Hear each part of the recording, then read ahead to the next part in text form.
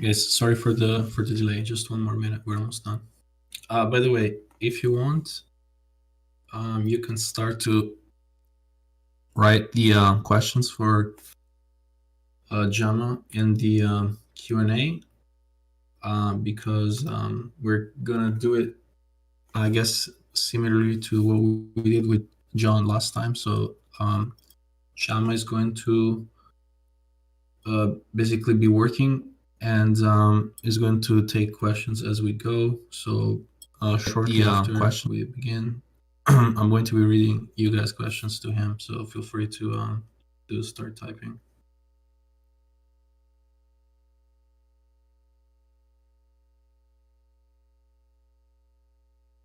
All right, we're ready. So Jama, you can go live. Start to share your screen. Once you do that, please, everyone in the channel, do not hop right away. We need to make sure that myself and Alec can first watch to Restream, and then everyone else can join.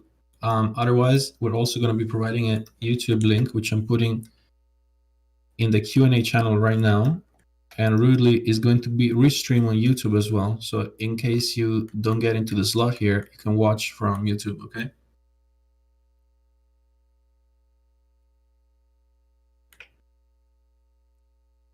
Oh, he's muted. Hold on, I need to type to him.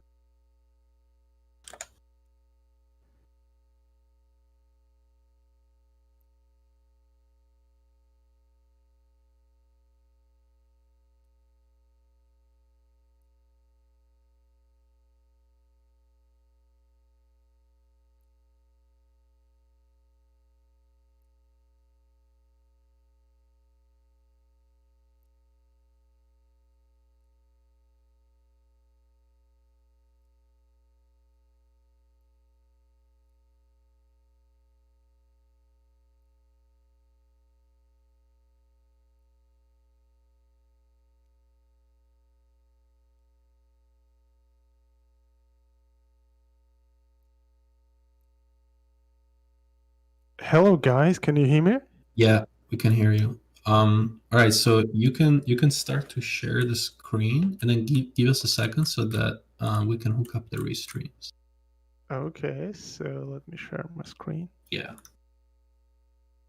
Oh my god, what is this new technology, man?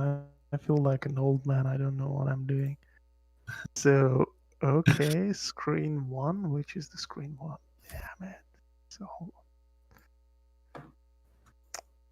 last time guys showed me how to make it happen and I'm struggling again. Yeah. Okay, so.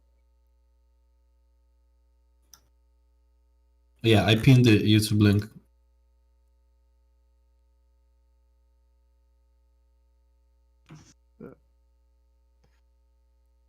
Oh no.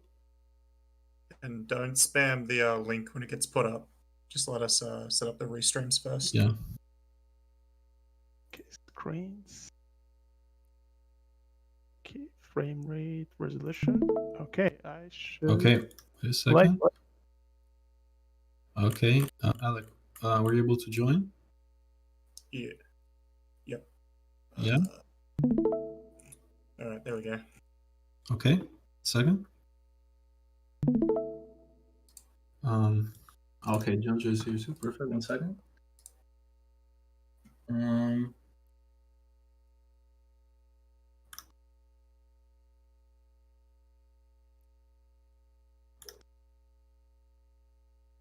One second.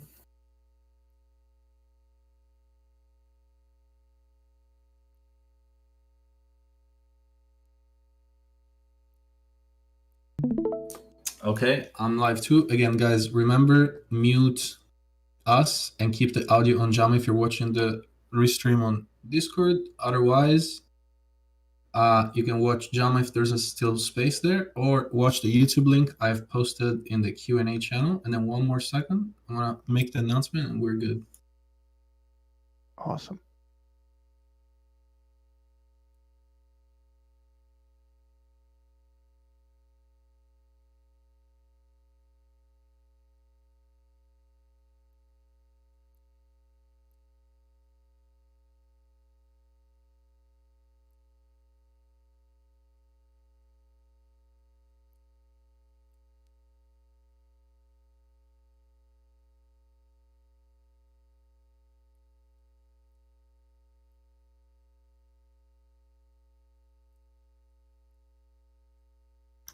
Okay.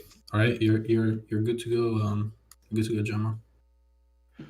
So So okay, so yeah, let's get started. Thank you very much, Gav, for doing this. I will be very honest. I missed this environment, because this year has been a very different year for all of us. So it's nice to be able to share some stuff with other artists. So thank you for making yeah, the thanks CGCore for and thanks for doing the streams as well. all the Super problem. cool. Thanks Yeah. for coming. No worries. But well, I guess this is gonna be the most unorganized one I ever had, because usually I have like a very well prepared PDF, because it's always like I know how much time I have. But obviously I haven't done it for a while, so today it's gonna be a very experimental one, because I actually wanted I will show you some work probably on my ArtStation, which probably most of you have seen. If not, you can just go and check out my work. But I also wanted to kind of show the backstage of the process, because most of the time you see this facade of artwork. We've been, like, my fellow colleagues posting online, like we worked on this movie and that movie, and it could be very discouraging. Actually, it was when I was starting out, because I would see all this beautiful work, and I would imagine, oh my god, how are they doing this? And also, like, what is the kind of the schedule they have? And this is probably one of the most common questions I get asked, like, how do I organize myself? So hopefully I'll give you a little bit of glimpse of that, if you don't mind. And also, as I will be doing and showing you some stuff, feel free to ask me questions, but let's keep them related to what I'm doing, because I think, like, Gav, correct me if I'm wrong, we will have like a proper Q&A session where you guys can randomly ask me questions. So in the first part, I would prefer you asking me questions regarding the process and exactly like matching to what I'm doing or what I'm showing to you. And then I can take any questions you want afterwards. Okay, that sounds good. So then I'll read to you questions that are related to what you're going to be doing, and then I'm going to once you're done, then we're going to do the general one later. Exactly. All right. For those who don't know me, I know there are people like that. So my name is Jama, and I work as a freelance concept artist and art director. And originally I'm from Tajikistan, but I live and work in London, UK. So yeah, if you just go on my webpage, it is officially my webpage now, artstation.jama, and you can see all the work I've done. And it's just a collection of bunch of stuff I'm doing. This is not a professional portfolio. It's just me just posting whatever I'm doing. And most of the time, even if you don't know me, if you go on this and check out my website, you can go like, what? Like, it looks like this guy is doing everything, right? Like, I do characters, I do environments, I do sketches, I do a lot of 3D. I actually do a bit of everything. And I think like this is where we can take this conversation from. I really enjoyed it. I really enjoy being able to tackle different aspects of this work, and by this work I mean concept art. This is primarily what I do. And obviously, usually people ask me like, how do you get time to learn all this stuff, right? So again, like, looking by the portfolio I have here, it looks like, yeah, I know a little bit of sculpting, I know a little bit about drawing, painting, 3D, 2D. It looks like there is a lot of work and kind of study behind it. And you're right, there's a lot of work behind it. And this is what I wanted to kind of start from and tell you the way I tackle this, and the way I build my philosophy around learning new things and trying to also keep myself happy. So obviously, the reason why I kind of tend to learn and like improve myself in different areas, it's a very personal choice. Like, I often, when people ask me like, is it necessary to know all this stuff, I would say yes and no. I mean, like, a lot of very successful artists out there who do only one specific thing, like they only do 3D or 2D, or they even do only one specific type of work. It's either mechs or guns, and this is amazing. It just shows you that you don't necessarily need to know everything. As long as you have a very good design sense, and as long as you have a very solid foundation, then you can specialize on something even very narrow and become very successful. But I just have a very natural curiosity. It's just my personal preference. It's not like someone is forcing me, but I love it. And I think this is where if you are kind of trying to figure out where you want to go, this is the first question you need to ask yourself: are you enjoying this, right? Like, no, and again, like today, I think the most difficult part is not actually finding source material, right? Because there are so many gumroads out there. There's so many events like this, like where you can ask professionals what to do. And obviously, when you have that, the downside of it, you're getting a constant barrage of information, right? You're getting a lot of great information actually, and I think like I feel lucky that I already know a lot of things because if I was like just trying to learn right now, it would be occasionally quite confusing because you will get all these sources and you will have to figure out which one do you need to uh, go for to make your own kind of style, or basically to specialize yourself in. And I would say always follow not your instinct, but just there's just one measure to it. If you're enjoying the process, then you will have eventually more chances to improve yourself in that area. That's why.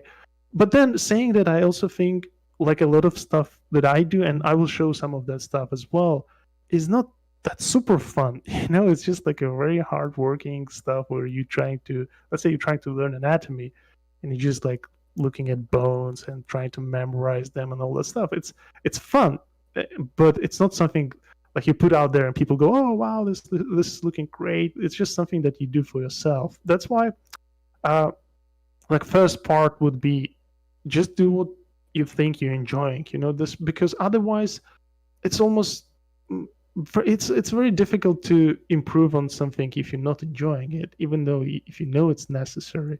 That's why like you either need to make it in a way you enjoy it, or you maybe just need to tell yourself, oh, this is not my thing, and then like let's say if you're not enjoying 3D and it's happening like years after years, maybe it's not something you should be doing first. Maybe go back to 2D and then go back to 3D.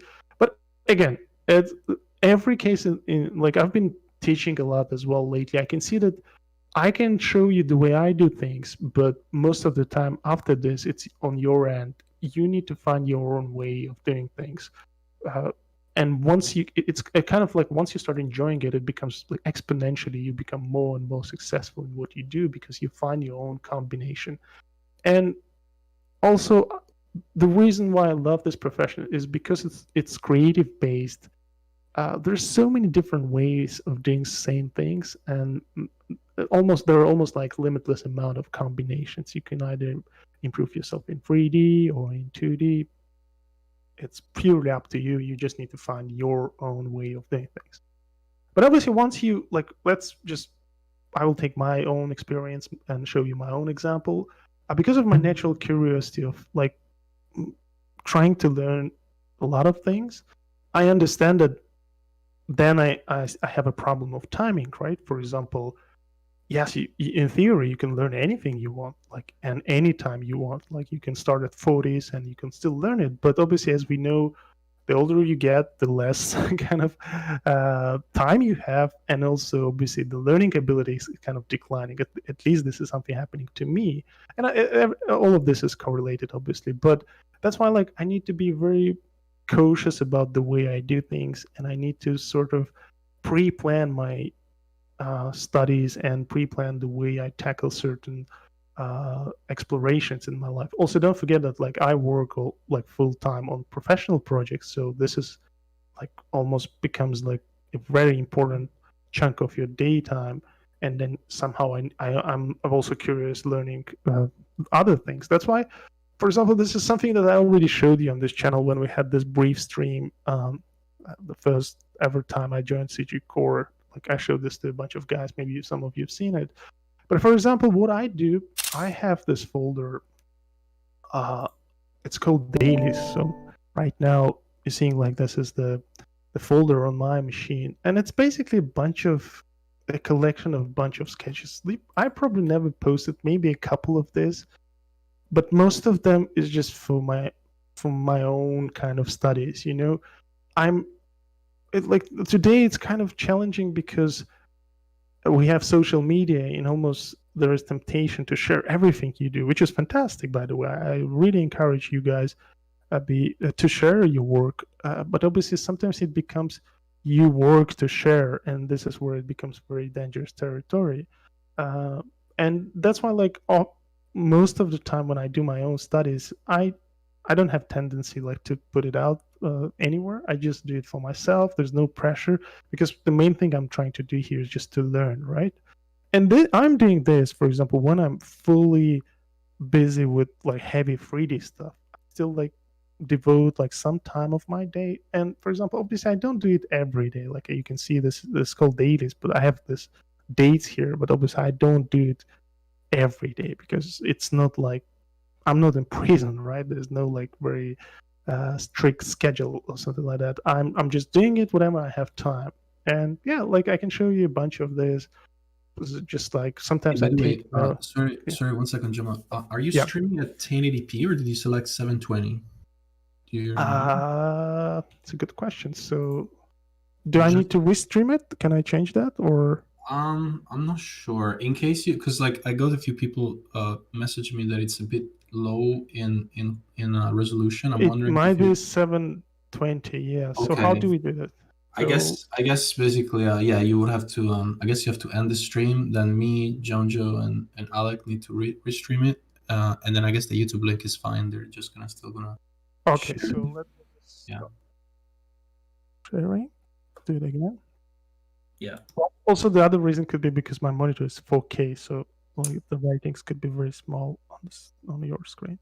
Okay. But You can select, I think, 720, 1080, and a source. So I think you should be able to select any, but let me know. Yeah, just a second.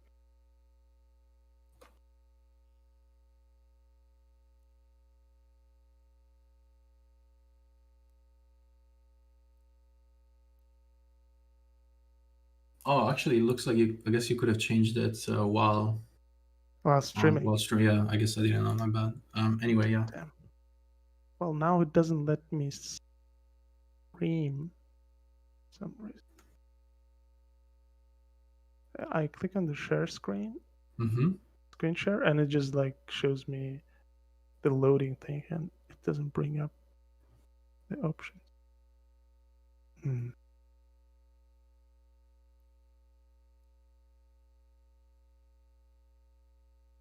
Not sure why. Wait, what's happening? So I clicked on the share screen button, and I have screen share thing, but there's just the kind of timer loading icon, and nothing is happening. I don't know why that is the case. Let me just cancel it. Yeah, what if I don't know. Hey, Alec, do you want to stop the restream for a second too? Okay. Yeah. Okay. Can you try now?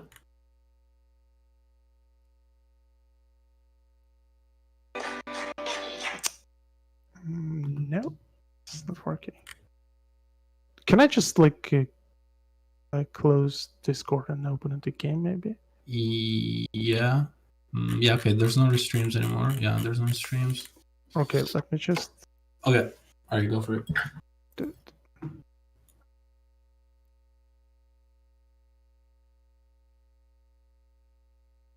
Yeah. Sorry, guys, but I think that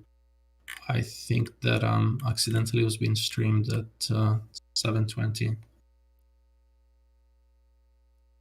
Also, Gav, if we get people to share their screens and not the application, there's no echo of audio.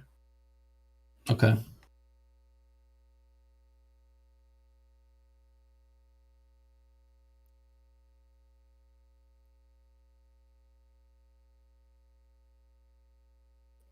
I'm back. So, can you guys hear me? Yeah. I have the same thing. So, can you send me a screenshot of what it looks like? Yeah. Send you a screenshot. Is it just like the two squares from Discord loading? Yes. I see. I see. I actually have that too now that I click on it. I wonder why. Select something to stream. I wonder.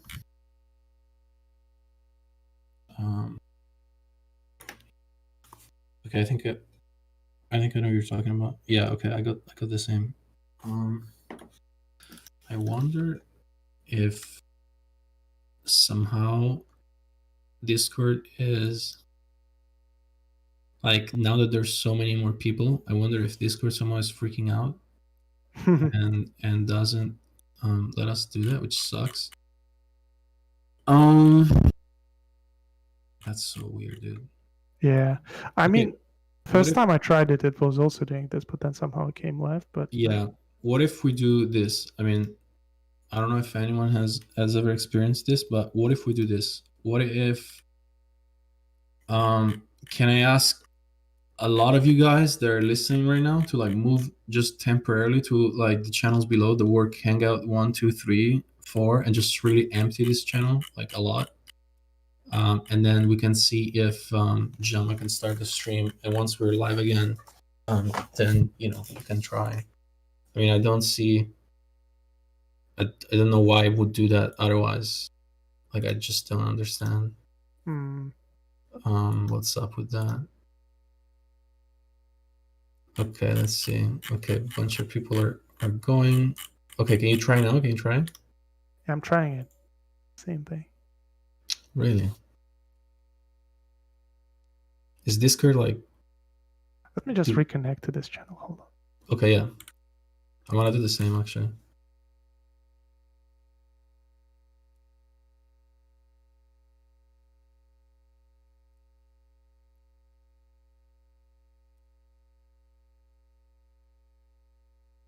Damn it, it's doing the same thing. Yeah, I know, man. No, I feel like I wish that we never stopped it. Yeah. I have the same. Alec, do you have the same? Does that... I can still stream. You can I was still having an stream? issue where it said that if I clicked on screen, it said I was Mhm. still watching Jama. So maybe he needs to actually close Discord because it's still registering that he's streaming. Okay, I did it, but I can do it again.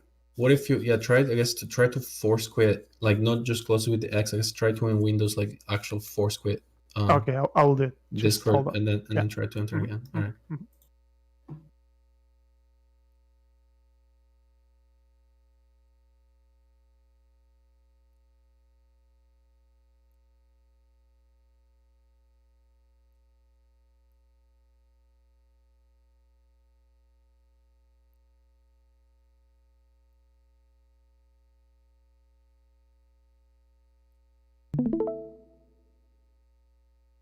Yeah, I can still stream.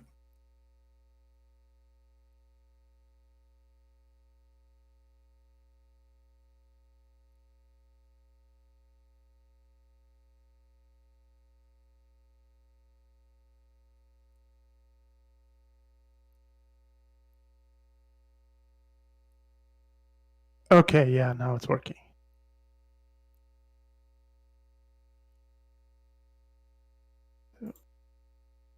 Can you guys hear me? Yes, we can. Sorry. Okay, so yeah, I can go live again. So,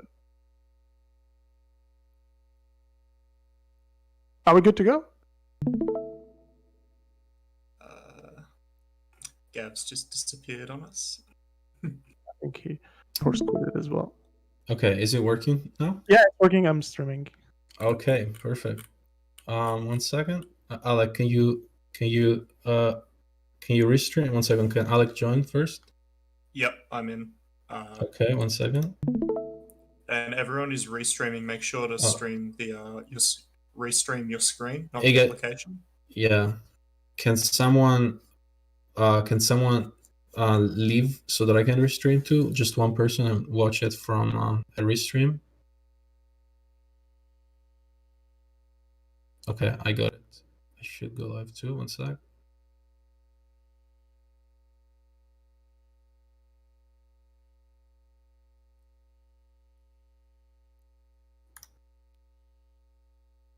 Oh, actually, now I'm getting the squares. So, okay, you know what? I don't think I can restream. I don't think I can. Which is fine, I guess. I wish. So basically, what I did, I force quitted it from. Yeah, I did it too. I think there was an update. I just realized. I think maybe that what it was. Like when I reopened Discord, there was like a news bit. Okay, I think we're fine anyway since there's a YouTube. I don't think I need to restream. So I'm just going to I'm not gonna restream. So we have Jonjo, Alec, and the YouTube. I think we're fine anyway. Gotcha. All right, perfect. All right, sorry for that. And now Yes. I definitely see it in high resolution. Fantastic. Before it was like super pixelated. Okay, perfect. Sorry about that, guys. Apologies. Yeah, all right, we're good. Sorry, Jama. I'm sorry. Yeah, no worries. No, I Totally apologize. totally interrupted your flow. Yeah, no worries, no worries. So let's Sorry. pick it up where we Yeah. left it from. So what I was showing to you guys was just like random work that I do on a daily basis. And the spread of work is very different. Like sometimes I do live drawing, kind of exploration. Sometimes I do like mechanical things, just taking notes. I know it's flipped, but I'm pretty sure like something perspective or forms related. So it's always like a conscious effort to learn something, you know? It's again what I mentioned today, it's so easy to get this. There's a huge temptation to put out stuff so people can see it and they can value it. And I think this is amazing that you are able to do that. But also, it's all about balance. You know, if this starts driving your studies and that's all you do, then you're basically just trying to get likes. I know it sucks, but this is pretty much what it becomes, and that's why like I often balance it with the work I never show to anyone. I just enjoy the process. I'm just trying to learn something. Like I either pick up like a hand I would love to study. I pick up like a fate or like some animals, and in the end, this helps me to explore the areas where I'm not good at. You know, like and eventually this is something that I will be able to use it in my work, you know. And obviously this is something I enjoy doing. If you want to do something similar, it doesn't necessarily need to be exactly what I'm doing. Like for example, let's say you want to become better at guns, right? So every day you can do studies in guns or like vehicles or like creature design. Like there's so much to explore, you know, as long as you every day I mean by every day I mean constantly. If you're trying to push yourself and you're constantly curious to improve yourself, it's a very healthy environment because also it keeps you very diverse. If you know, I'm pretty sure like most of you like had this sensation when you work for clients. At some point you go like, oh man, I wish I could do some of my personal projects, right? And unfortunately, the problem with personal projects, because there's no deadline and there's no client behind on that end who demands from you things, it becomes very difficult to finish everything, right? That's why like my first approach to deal with that is just do this daily exercises. There's no deadline, there's no meaning to them. I mean, I kind of like try to improve my painting and drawing skills in this type of exercise, but there's no like certain thing that I want to achieve because I want to keep it loose. I want to enjoy it. And as you can see, like it's just like a set of bunch of different exercises. Sometimes I do color studies, sometimes I do like figure drawings, and yeah, and I keep it constant. I keep it doing that on a constant basis. That's that's what is very important because this keeps me always fresh, keeps me motivated, and also kind of distracts me from my main work that I do also on a daily basis. Yeah. Let me just quickly scroll through this stuff. Yeah, there's a lot of stuff. Like for example, pick up some skulls and I do some full figures. I also have these are obviously anatomy studies, but I do have tons of different things. Like for example, I do like just quickly like some vehicles, some like this is not mine by the way. Yeah, some dropping like different ideas, trying to figure out, and occasionally what I end up having like I come up with different ideas for my next projects when I do this because these are so relaxed, you know. There's not like someone is forcing me. Sometimes I spend maybe a half an hour in the morning just like trying to sketch out something, and if I find something interesting, I take notes and I could end up reusing it somewhere else, which is really nice. Obviously, I do have the same stuff, but for 3D things. Like I have this folder here. Obviously, there are no thumbnails, but I do pretty much the similar stuff with 3D. I just like open Blender or open 3D Code or whatever program I'm trying to learn, and I'm just doing pretty much the same exercise. And again, doing it on a constant basis, on a daily basis, helps me to basically battle with the problem I have constantly, which is lack of time, right? For example,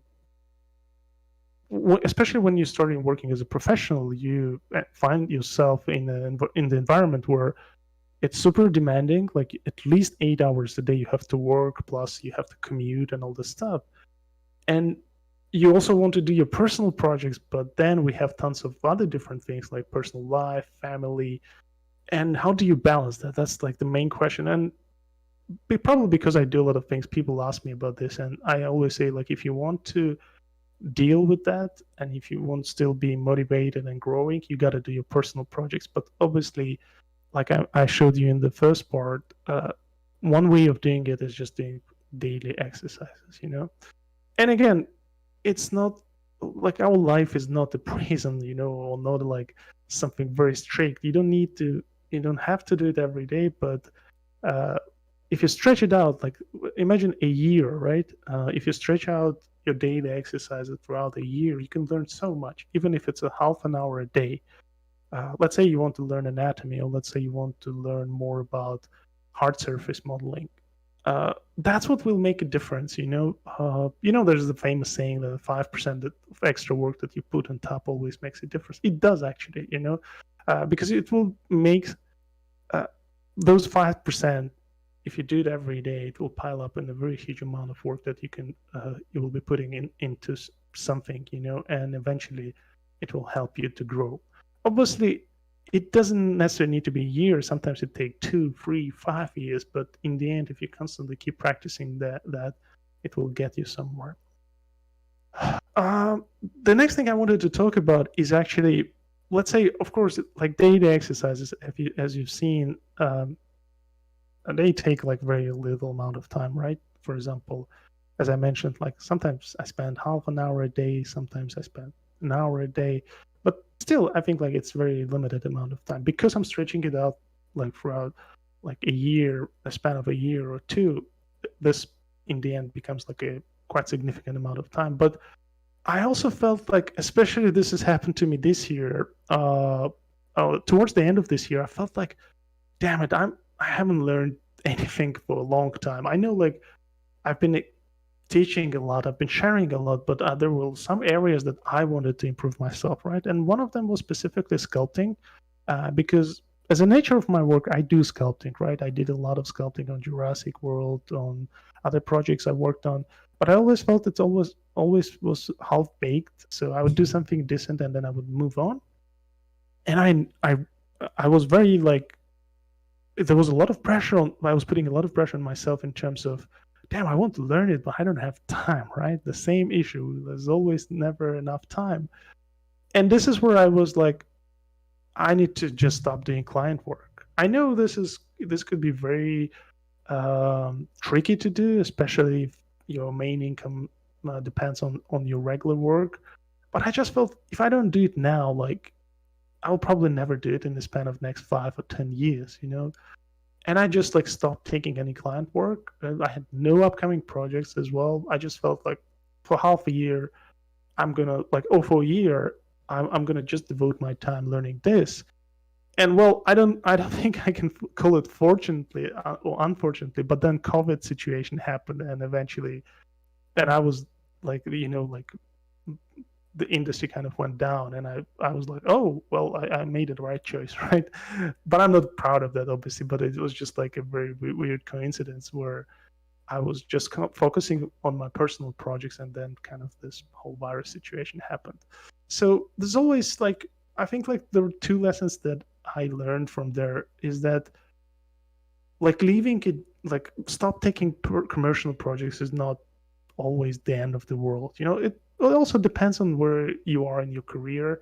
I felt like I've been working in the industry for quite some time, and I felt like it would be nice to have a break and just concentrate on something that I enjoy, like fully enjoy. Like it's not like I wasn't enjoying my work, but again, personal projects are the ones that will give you the creative boost that you need because in the end, like you wake up in the morning and you do something for yourself, right? And it's very rewarding. And I really enjoyed it. I'm still enjoying it. Obviously, since then I started taking client work as well. But those like 3 or 4 months when I had full time to devote to my own skills and develop my own stuff, it's really rewarding. Those kind of sabbaticals are very important to take. It doesn't necessarily need to be 3 or 4 months. Like for example, you can take a week off or 2 weeks off, and it just helps you tremendously. You know, it helps you to recharge yourself as well, because in the end, like, client work could be very stressful, right? When you're working with clients, it's rewarding, it's fun to do, but also there's a lot of pressure, because the pressure is on both ends, right? If you're working with a director has a pressure from producers and from a studio, and then you have a pressure to deliver certain things. But when you're doing your own projects, it's just, you can enjoy that time. You can do exactly what I showed with those daily exercises. Be slower and just do, and just enjoy the journey, you know, just to kind of learn new things. So I did sculpting, but obviously I had a lot of different other projects that I was doing parallel to this. And one of them was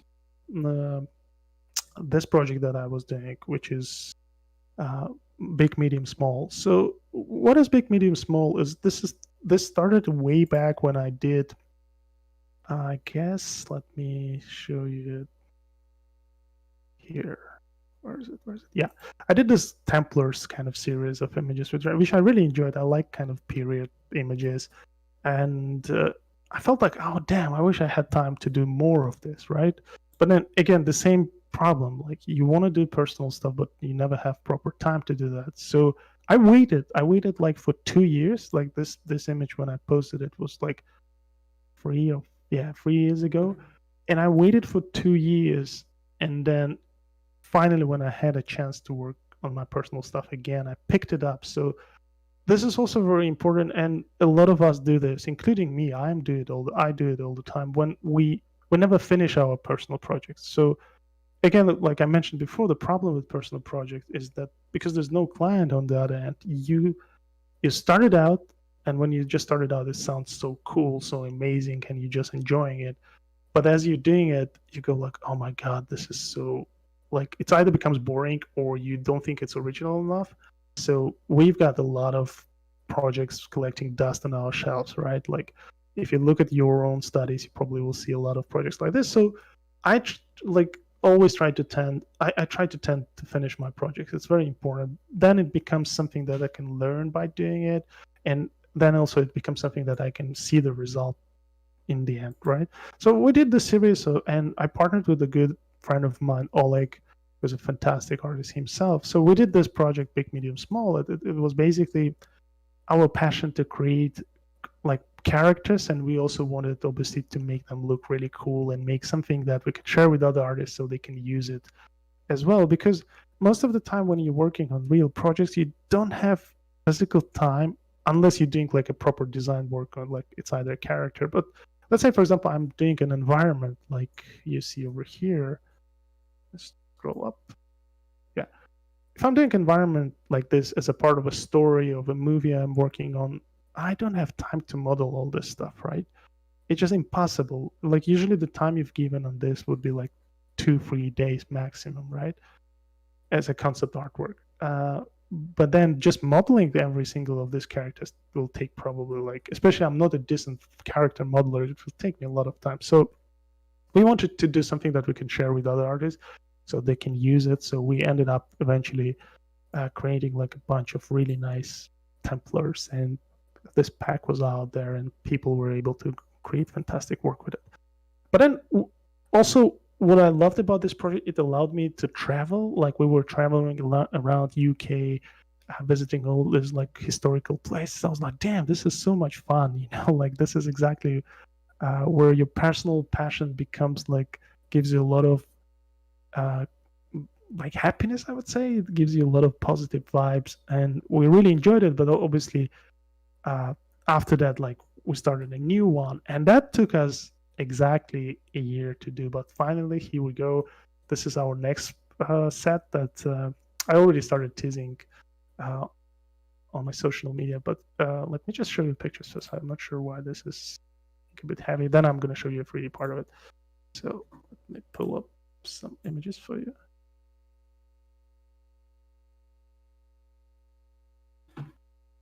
And that Blender file is going to crash my computer.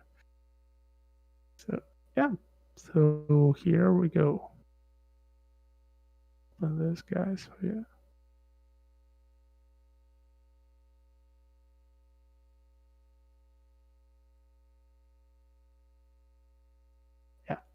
as you can see, like it's the same thing, like with like, and we started this like when actually again like this is a pure coincidence that this whole virus situation happened when we started out this. The virus wasn't out there. We like obviously we're very inspired by the movie Chernobyl, and we were like, oh, we like and obviously for this pack I teamed up with more people. We have fantastic other artists, Andre and Jocelyn and Oleg himself. So we came together. We're all coming from ex-Soviet Union republics. So like all this like Chernobyl kind of atmosphere is very close to where we come from. So we decided, hey, we like this. Let's put our passion into it, and we ended up like developing, like modeling all these guys here. I'm just gonna quickly scroll through this and show you some stuff we did. So these are all like super high detailed, like game ready assets. So you can take them and like recreate them in any kind of setting. So they're very optimized, very nice, very like low poly, and the textures are so nicely done and stuff. So yeah, let me just scroll. Yeah, as you can see, like the topology is very cool. So we kind of like spend a good chunk of time on doing this. And this is where I wanted to mention another important thing. You know, I think like these days everything is becoming all about speed, right? Like let's do it very quickly. Let's do it very quickly. But I actually think the older I become, I think good work needs time. You know, like good work needs like proper time dedicated to do something decent. Obviously, speed is important, but it's less the speed how you like physically how fast you do it. It's not how physically fast you move your mouse.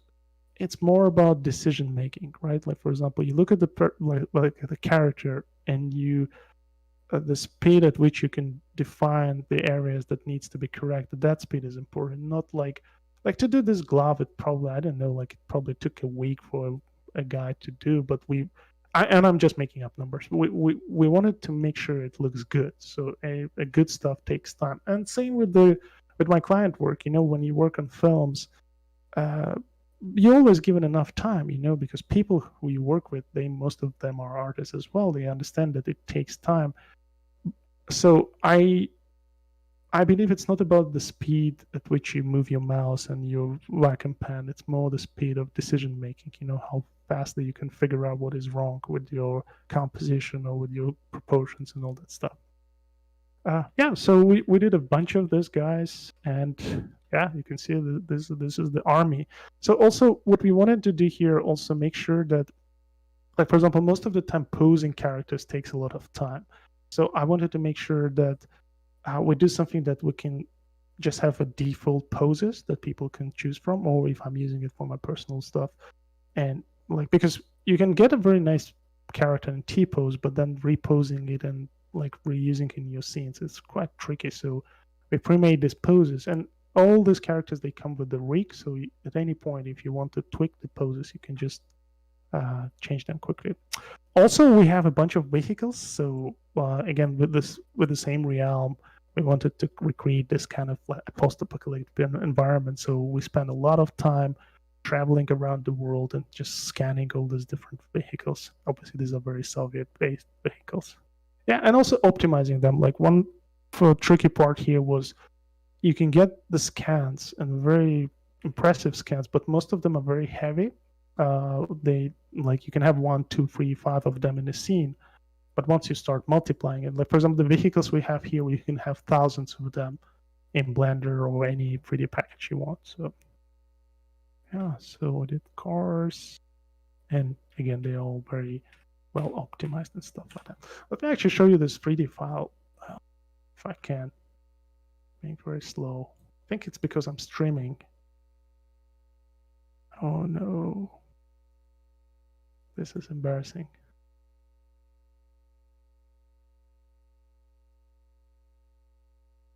Okay, let me just swap to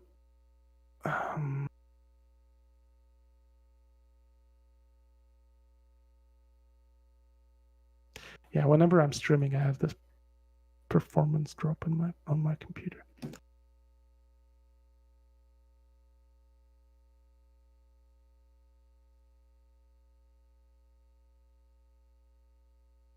Bear with me for a second.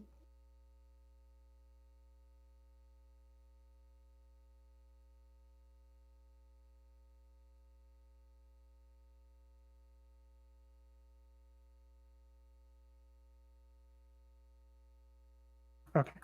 So yeah, like the way we build it, like we really wanted, like the way I approached this project was like, what if I wanted to use this pack, how would I want it to be, right? And as I mentioned, I wanted the characters to be optimized with ticked off that box. All these characters are super optimized. You can use them in your projects. And the second part was I really wanted them to have rigs so I can pose them and also have some poses by default. And for example, the way it works, like you can select a pose for this character. You go here and like you press and you just activate that pose and bam, you have this guy. So it's very easy. I mean, this is obviously in Blender, but you can. I'm not sure if you can do default poses. That's why like we will also offer like uh, FBX is where you have the poses baked in. But what is great about it, like for example, let's say you're doing a project and you need a similar pose, but obviously slightly tweak it, right? Like let's say in your story, this guy needs to be looking maybe sideways, right? So all you need to do, you just go to pose, and because the rig is there, you can just like play with it, just change it. Yeah, like maybe you want to move his head, maybe he's just grabbing something like that. So very cool. And because the quality of this is quite high, it looks like scan, because we did like proper job on the textures. It's really fascinating. Like you get a fantastic result. They are very optimized. They are very low poly. And then you obviously have the full control of what you can do with those, like, and again, like you can always save your poses. Like for example, let's say this guy was walking, right? Like you can very quickly tweak it.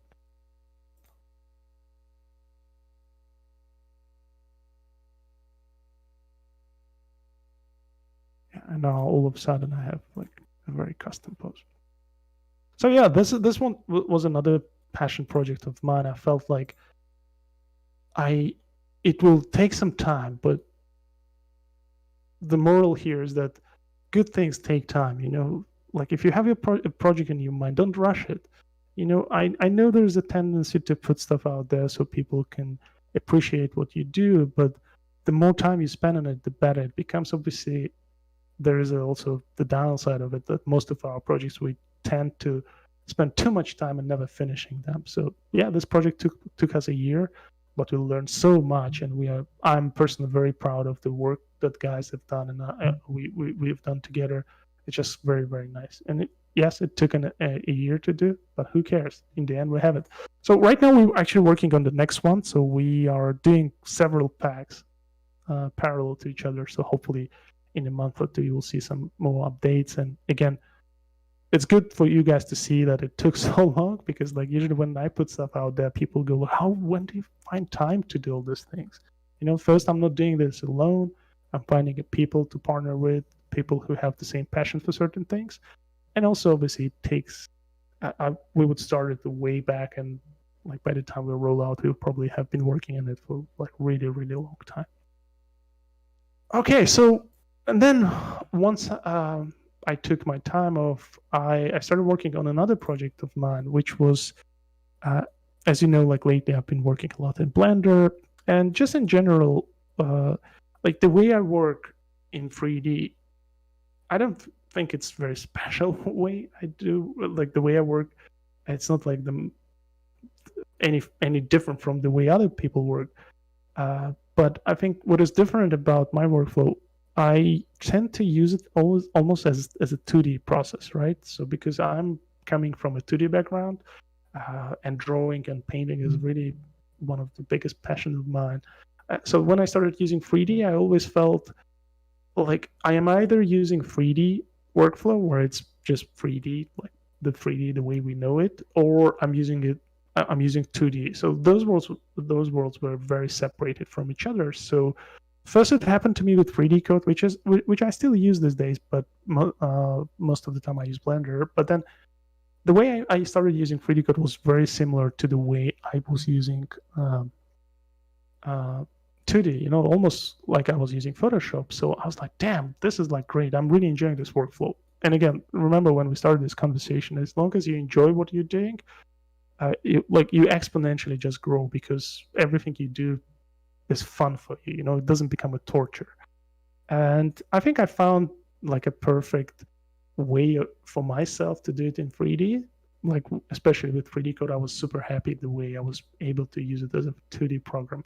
And then I started using Blender, and I felt like, damn, this program also has this full potential to be that. And again, like this is something I've showed a lot. I'm not going to show it today, but obviously when Grease Pencil was the opening kind of stage of me using 3D packages as a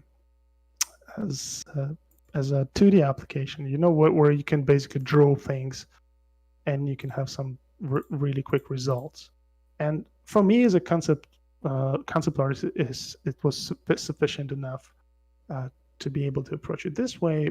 But then, with the modeling part of it, I also felt like, damn, like I need to find a way to basically adapt my 3D code workflow into Blender. And here, obviously, I had a very clear vision, but I don't have technical skills to be able to code it. And we partnered with a good friend of mine, Alexander, who's a coding genius.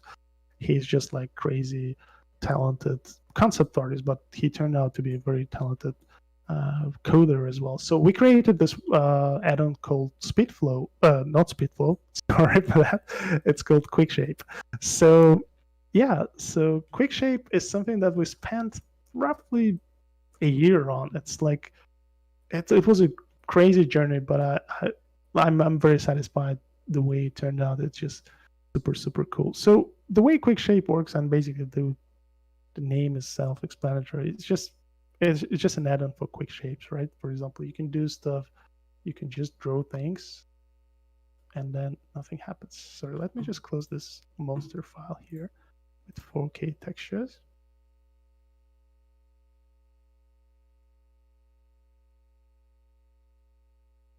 Okay, let's go here. Yeah, again, as you can see, like you draw shapes and then you just start like creating something really fast. And again, you can change your shapes. For example, you can go and just lasso your shapes. So it's very like 2D approach. So for example, let's say, obviously you've got all the good things like mirroring. For example, let's say you want to draw a shape, right? For example, let's do like a quick shape like this. So once you've got mirror, this could be useful for anything. It's starting from like hard surface stuff, but you can do very organic things. You can do like max and all that stuff. And there are tons of options. Obviously, this is not a quick shape tutorial. I'm just going to show you like a general overview. Let me just quickly do it from the beginning. So for example, let me see. Let me do it like this. For example, something like that. So it's almost like you're doing 2D shapes, right? You would do it in Photoshop or something like that, right? And for example, if I want to do like a Mac design or something like that. I know this is a very primitive Mac design, but it's just all about simple shapes, right? And then like you can start moving things around. And because all of this are like low poly, you can just quickly block out things.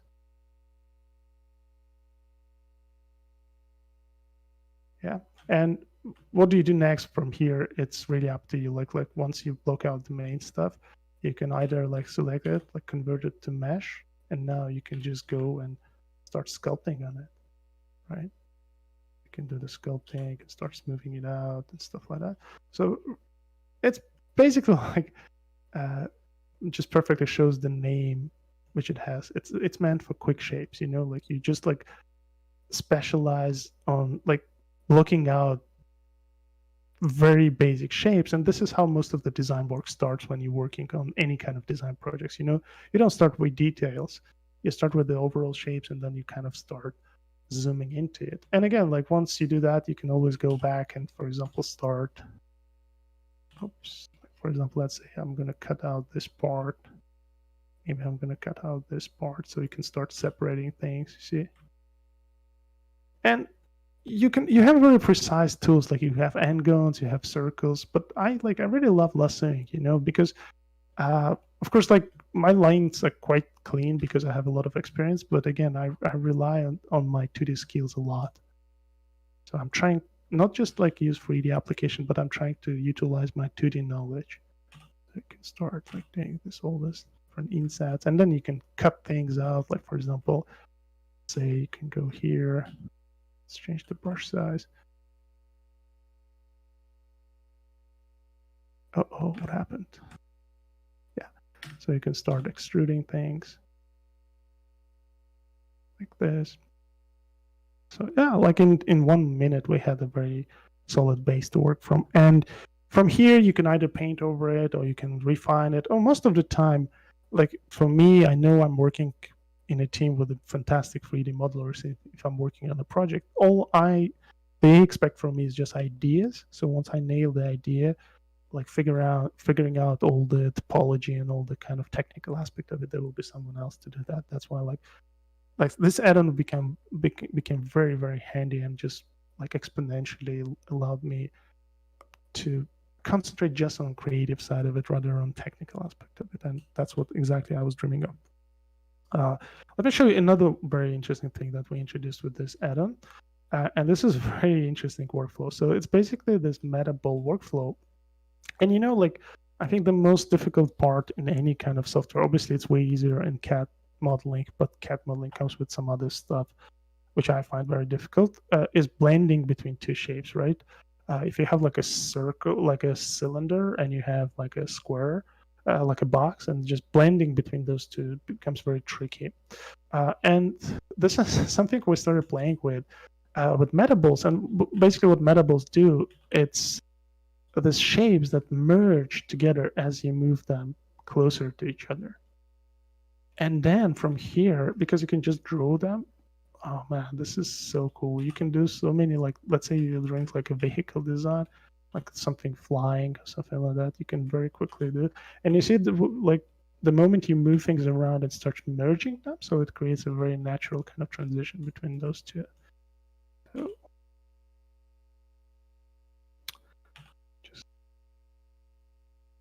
it's like a primitive flying vehicle or something. And here you've got like different options. You can use like capsules. So metaballs comes with different options. So for example, say if I want to create like some sort of engines, right? So I put them here, and you see the way it kind of automatically merges them. It's really nice. Yeah. And then at any point it's like a hybrid workflow where you can just, for example, convert this to geo, and now you can go just, for example, cut out these areas, and now it became like a normal modeling process. You can always extrude things.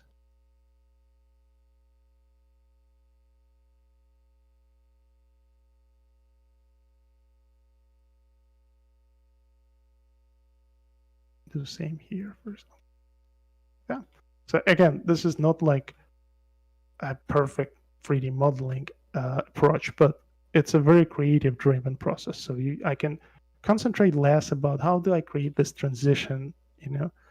It's something that you can figure out down the line. What all I'm worried about right now is just like, how can I achieve something that I have in my mind? For example, I do this cut for this flaps here. You can start thinking about how this stuff moves and stuff like that. Yeah. So that was one of the other passions that I had, was how can I create tools that will make my process seamless, and make sure that I utilize everything I know. One of them is very strong 2D background, but also use the power of 3D, which is obviously allows you like to create all these complex shapes and render them afterwards. So yeah, and we teamed up with Alexander and we created this add-on, and we keep developing it. There's so many cool other things coming to this one. I wanted to show you a very quick final one for this quick shape.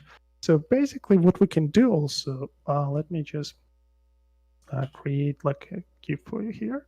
So if you go inside it, like in edit mode, you can actually create cuts like this. So basically it's just like you create a cut and you can do that, which is obviously already super useful. Like you can do all those different things, and you can do like define bevels and all that stuff, but I just want to keep it very simple.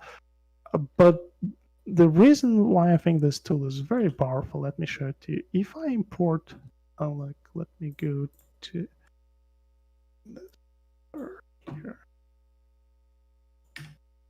pull up. Second.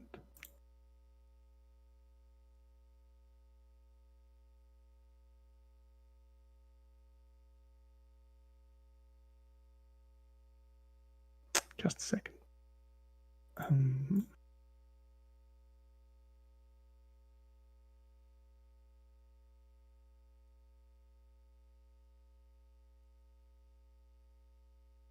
Yeah. So let me just create a new file here for you. And then import just explains. Okay. So for example, let's have a look at this example here. Also, the way I work, like I mentioned, it's a hybrid workflow between 2D and 3D, because I understand that most of the time I don't need very clean, detailed geometry because I always can rely on my painting skills, right? So I can just go in and paint over over my 3D models. That's why I use a lot of photos as well. But then I felt like, how can I use photos and 3D and combine them straight away in Blender, for example?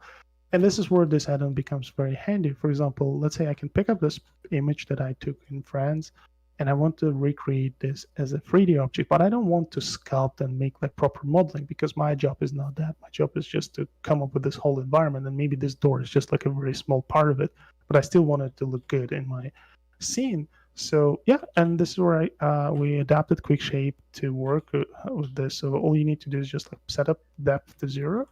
And now look at that, like you can just go here. Yeah, you can start modeling with it. So like all this stuff here, you can just cut it out and extrude it.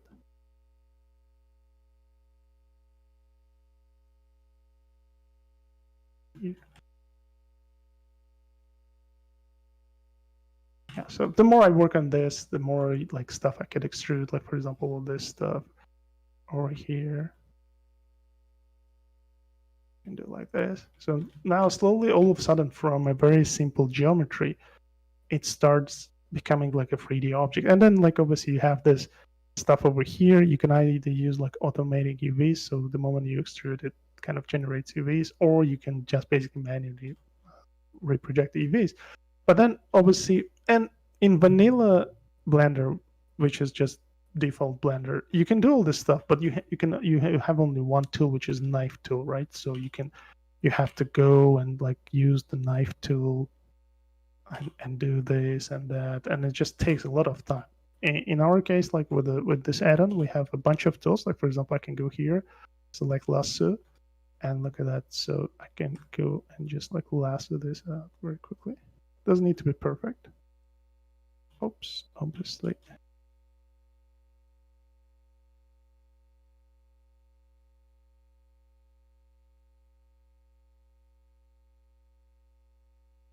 So we do that, and then you can just extrude it slightly, and then you can do. So it's less precise, but again, super fun to do, because it's freehand. It's like combining this 2D, 3D technique, and using this stuff, you can really boost and you can really speed up the technical process. So again, then you can concentrate on the bigger picture, on the more creative side of things, right? Rather than thinking about like, how can I make this look realistic? You just use a texture as a base and then kind of extrude it primitively like I did here. And you already like from certain angles, it looks fantastic. So again, just to kind of summarize this part here, like I really wanted to marry those two disciplines that I kind of explore on a daily basis, 3D and 2D part.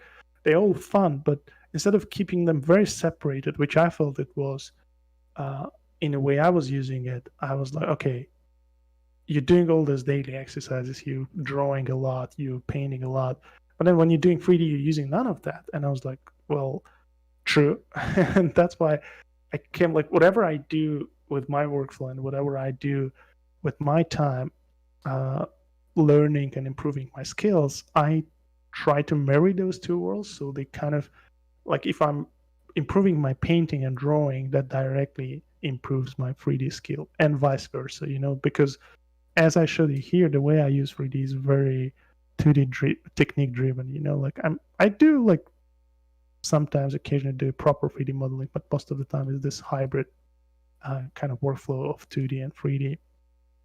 Yeah, I guess that would be it from my end. I showed you a bunch of things, and the bottom line would be, if you guys want to improve in something, first you need to enjoy it. But in order to enjoy it, you kind of need to find what really excites you, and that's what I do. Like, there's no like schedule. There is no, like, I don't have any plan, and it's not like I'm waking up every morning and I go like, let me learn something, let me improve this area or that area. First, I do it on a daily basis. I do a little bit every day, or at least like constantly, I would say. And second, I come up with the projects that excite me. Let's say I wanted to do add-ons, but I didn't know how to code. Obviously, I partnered with the right person. Same on other projects. If you don't need to learn everything and to do everything yourself, there are always other people out there who are better than you. You just need to find right people and team up with them. Like, for example, let's say I saw this a lot in my students who are like, they would take my class, but then they would keep staying in touch because they had a similar kind of mindset, and they would just constantly push each other. So that I think this is the key factor these days, that you can team up with other artists, and I think like this channel is perfect place for it, where you can not just like do something to get likes on Facebook and Instagram, which is fantastic, by the way, but you can dedicate your time improving your skills, but also staying motivated and staying like really excited about things. That's the only way you can do it. Otherwise, it becomes very boring. It becomes like a torture, and you don't want to be there. Cool. I think, Gav, now I can take questions. Awesome. Thank you so much for the presentation. By the way, super cool to see do those 3D shapes so fast. Thank you. All right. So I'm going to go from, I guess, the order in which they were written. Question from Dragon's Pardon. Says, Jama, is Blender used a lot at Marvel? I don't know. I have a few friends at Marvel, but I don't know. I have no idea. I guess like I don't know. Obviously, I don't know the reason why the question was asked, but if I would want to expand on it, like, being used somewhere, it's not a measure of a good software or something like that. I mean, Blender is a fantastic software. If people at Marvel are using it, it's great. If not, it doesn't mean anything, But maybe your question was towards, do like bigger studios use Blender? If that was the question. So if you're working in the concept art department, I know a lot of people using Blender. Obviously, it's less used in proper animation and film production, because it's just the main pipeline has been optimized around 3ds Max and Maya. But I guess it's just a matter of time. And also, I mentioned this a lot of times, like, it's not like Blender is the best software in the world. Some people, like, unfortunately, it became like a cult recently. Like, it's like a Blender cult. It's a fantastic software because there are great people behind it. I'm pretty sure there are still, and there were great people behind other packages. But then people come and go, and that's why some apps, they go down, they go up. So it's pretty much like tomorrow someone else will come up with something else, and I will be using it. No doubt, because I just appreciate the effort and I love the user experience. That's what is most important for me. For me, brand doesn't mean anything, as long as I'm enjoying it. Like, if I see something wrong with the app, I will flag it straight away. So just my take on that. Yeah, for sure.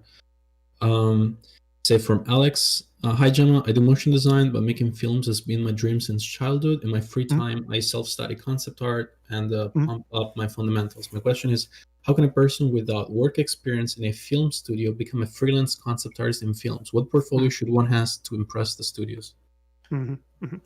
Well, it's a very interesting question, isn't it? Because like most of the film studios you apply for, they ask for like a film experience, and then you don't have a film experience, so it's like a never-ending story.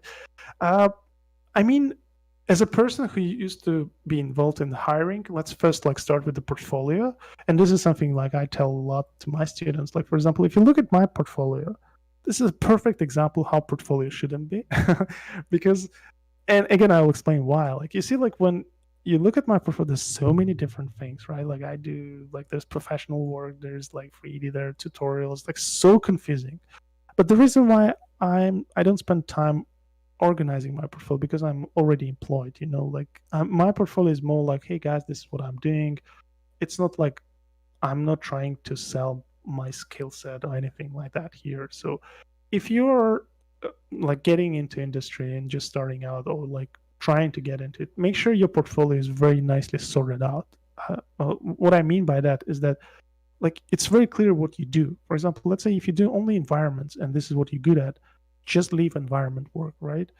uh, and then make sure you've got like I did a little bit of that here. Like you see, like I've got some folders here. Make sure like you have a very distinct folders. For example, environments, characters, or you can obviously you can categorize it as you want. Like for example, you can say just professional work and personal work. But as long as people who are hiring at you, because you need to understand usually when people hire you, or when people are looking for someone to hire, they don't have much time. Like our director scrolling through thousands of portfolios a day, they have probably they even maybe 2 minutes to look at your stuff. So usually it looks like this, like, okay, this guy, next, right? Or you go like, oh, this guy, he's awesome, right? And then they start like looking more carefully to your work. That's why like you need to make sure you put out your best work out there. For example, I often see this when people put everything they do, like they do like a little landscape studies, and the studies could look fantastic, but again, uh, as a concept artist you want to also showcase your design skills, so it's not only about your painting skills. So it's always great to put them in folders. If you're doing studies, put them in a separate folder. If you're doing like figure drawings, put them in the separate folder. So everything needs to be clear, and make sure you have only the best work. You better have 3 pieces and they're all fantastic, rather than having like 20 and some of them are very mediocre. Because it's just a human tendency when you looking for portfolio. Let's say you have 10 great works and one really mediocre one, you start hesitating, like, oh, if I hired this person, is he going to do like 10 awesome ones, or he's going to pull out like this bad one that he has in his portfolio? So first with the portfolio, make sure you have like subfolders. Everything is super crystal clear what you do and how you position, like how you present yourself. And then also make sure you have the best work possible. And the final thing, you also need to show that you are a designer if you want a concept art position. Because most of the time, yes, as a final product, we do paintings, like beautiful drawings and paintings, but most of it goes through a very design heavy pipeline, where people give you feedback, and it's always like back and forth collaborative work. That's why like it's great to show that not only you can do final images, but you need to show your process, how you get there, how you think about it, how you gather your references. So basically you can have like a little breakdowns of the way you do your stuff. You can post like a final image, and under the final image you can do like your ideation process, like your reference gathering, because this is also very important, especially these days when like you go on ArtStation, everybody's spitting out this great work, but then when I hire you, I as an art director, I want to make I need to make sure that you also like you also know how to start from very loose sketches towards the final work, because basically that's the process when you are working on real projects. And finally, with your question, how to get into industry, there are different methods. Like again, like your work should speak for yourself. Like your work should be good enough. So just by looking at people who are working in the industry, and looking at your work, you don't need anyone to tell you that your work is not as good as the work you're looking at, right? Like you can just, that could be like a benchmark for you. Let's say it's either my work or a lot of other great artists out there who are working in the industry. You can look at your work and just try to match the quality. Once you have it, obviously you somehow need to get in touch with those people, right? And this is where there are a lot of ways to do it. First way obviously is a passive one, when you just put out your stuff on ArtStation and hopefully someone will see it. But then you need to understand, like, ArtStation or any other like internet portfolio websites, they're very busy, right? Because there's a lot of other artists trying to do the same. So it's, I always recommend people getting direct contacts with, not even with HR, because HR most of the time they also not artists, so they don't know all the fine nuances that art directors have. So you kind of somehow need to get directly in touch with those people. And these days it's easier to do that, right? For example, you even on this channel you have fantastic people who are working in the industry. Some of them are like in hiring positions, so just talking with them occasionally, showing them their work, your work, could be a very, like, pretty much a direct contact. Also, like visiting workshops, which we don't have this year, but I'm pretty sure one day they will resume doing those, so you can actually meet people who work there, and then this would be like a direct contact for you. But obviously you can also do indirect contacts, like for example, just like being in a community, someone could see your work and refer you to someone. That's exactly how it happened to me back in the days when I was looking for work. And a friend of mine, Andre Wallin, he helped me with this. He recommended for a job he was working on, and that's how I ended up being in the industry. So yeah. Nice. Good answer. From Noor, it says, "Hey Jama, thanks for taking the time to the live stream. Could you talk about how you got started at ILM? Did they contact you, or did you prepare a portfolio and apply to them? I guess they're curious how you got the job there." So actually, with ILM specifically, it was exactly the way I described you. It was just from people I knew, and then they were looking for someone, and when they brought it up, the person I knew was like, "Hey, I know Jama," and they were like, "Oh yeah, we know Jama," and then we started talking, and then that's how I ended up there. So I did not apply my portfolio. So it's basically through people I know, and when I say people I know, it's not like everything happening through friends, but you don't need to be friends with people. It happened multiple times to me when I would see someone's work online, and maybe we'd have a couple of very quick, like, chats online, or we would meet each other somewhere else. I wouldn't call the person my friend. It would be just someone I know, but because his or her work is fantastic, and when someone would ask me if I know someone with specific skill, and I would go, "Oh, there's this person," So it's basically like very important to be in this community, to be active and to talk with people. But obviously, again, this is not related to your question, but this is something I always feel like I need to mention. You need to know the boundaries. Some people become too pushy, and it happened to me, and I know it happens occasionally in the industry, where people like, "Hey, can you recommend me to this guy?" I was like, "No," because he's not my friend. And most of the time, I know it sucks. It's a bitter truth, but most of the time people doing that, they're not good. Like, if you're good and if your work is fantastic, you don't need to push. Like, you just need to kind of nudge a little bit, and I go, "Oh yeah, I'm happy to help you." But most of the time people doing that, they're not that good, and they read some books where they've been told to be very active, to be pushy, to believe in themselves, and instead of doing their homework, they start just pushing and trying to get hired. This becomes very annoying. And again, I had a couple of experiences like that. I don't mind dealing with that, but it's just not very professional. And once, like, you would never talk with that person again, So be careful about that. And I just wanted to warn you, because this is something that happens, especially with this world where you can directly get in touch. Like on Facebook, I have my phone number. You can, like, literally pick up your phone, call me, and go like, "Hey Jama, like, can you look at my stuff?" But most of the time, people doing that, they are not there yet, And when you tell this to them, it just hurts on both ends. So make sure you know your boundaries, right? Okay, let's see here. Rioma is asking, what universal truths have you observed in reality that is applied to your creative process? Universal truth. I think actually, Yeah. Rioma, I love you, but he's asking this question to every person we have. So Yeah, that's cool. Well, I guess I would tell you that I don't know yet, so I'm still looking for the truth. But I can share some very recent, and by recent I would say 3-4 years, been happening to me.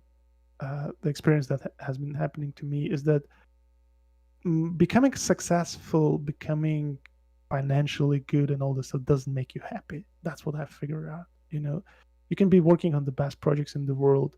You can be doing good financially. You could be actually like 10 years ago what you dreamt of, all of it like realized, materialized, but you're still not happy. And this is like something. It's not like your happiness is not connected to material things. You can be just starting out, not having a job, but you could be way more happier than, for example, some other people who accomplish something. So right now I'm just working on my happiness basically. So the truth I'm trying to find is how to be happy. And I'm getting closer, because like, especially this is the one of the reasons why I wanted to share my personal projects, where some of them then like just me doing them with no reward, at least when I started it out. But because I'm loving it so much, it makes me happy, And the moment it makes you happy, you spend more time on it, and it just like starts exponentially growing into something bigger. So I guess like being how to be a happy person would be the truth that I'm still trying to discover. I'm not there yet. The moment I do that, I will share with you guys. Thanks. All right, one more. We actually have a lot more, so you tell me how far you want to go. Okay, so one more question is, thanks for the Q&A. I just wanted to ask, how applicable is Grease Pencil in its current stage of development to actual concept art production pipeline? Is it efficient enough? What are the drawbacks? It is very efficient because you can do very quick scribbles. I occasionally use it, not as much as I want to, because the only drawback right now is that I think like Grease Pencil will shine when they implement VR workflow. Because right now, when you're working with a Grease Pencil, like you're still painting on a flat plane, right? Like every time you can offset your strokes, but you obviously need to rotate your camera and all that stuff. So I think like once they implement VR, and I did a few demos with Blender VR. I had a version of Blender which basically had VR support built in. It wasn't the official build, unfortunately, but I tried it and it was fantastic. It just was exactly what I was thinking it would be. You can pick up Grease Pencil and you can draw in 3D space. And once it happens, it will become a very powerful tool, because Blender, again, is like a Swiss knife, like you have on top of this, you have modeling, you have real-time rendering and all those good things. So yeah. But most of the time, again, Grease Pencil is just another tool. In order to use it, you need to know how to draw, and you need to know like design and perspective and all those things. So it makes things easier, but if you don't know how to draw, it becomes a very useless tool anyway. So again, I think like one thing missing right now is just VR. Once they get a VR support, so it's gonna shine in the full capacity. The follow-up is that if you actually use it yourself for professional work specifically. Right now, like I haven't done any, like most of the time I think like I would use it would be more like a hard surface stuff. I haven't done that type of work for quite some time because I've been more in the creature, like organic stuff, involved in more organic stuff. But if I would do like, for example, like a Mac or like some sort of like a mechanical vehicle, hard surface stuff, I would definitely use it, because you can just quickly block out like a simple shape, and then instead of refining those details by modeling them, you can firstly sketch them out with Grease Pencil just to see the proportions. So I guess like I don't use it purely because I don't have projects that will fit that workflow. If I would do something like this, I would definitely use it. Cool. So one question from Sina. Hi, Jama. Thanks for doing the stream. How do you plan your projects for designing a full scene so that all the designs fit together in the same world and go well with each other? Oh, that's the most tricky one. So I'm not sure if I fully got the question because it depends. Like, is it a personal project? Is it a professional one? If it is a professional one, I mean, everything you design fits the world that you're working on, which is predefined by the brief you're working on, right? Like, let's say if you're working on a StarCraft movie or a game, the world was already there. You know how things should look like, and you stick with the brief. I mean, if but then again, if you're doing this for your personal project, you pretty much do the same thing. First, you come up with the brief for your world. Like, let's say you have a desert planet, and then that drives everything you do, right?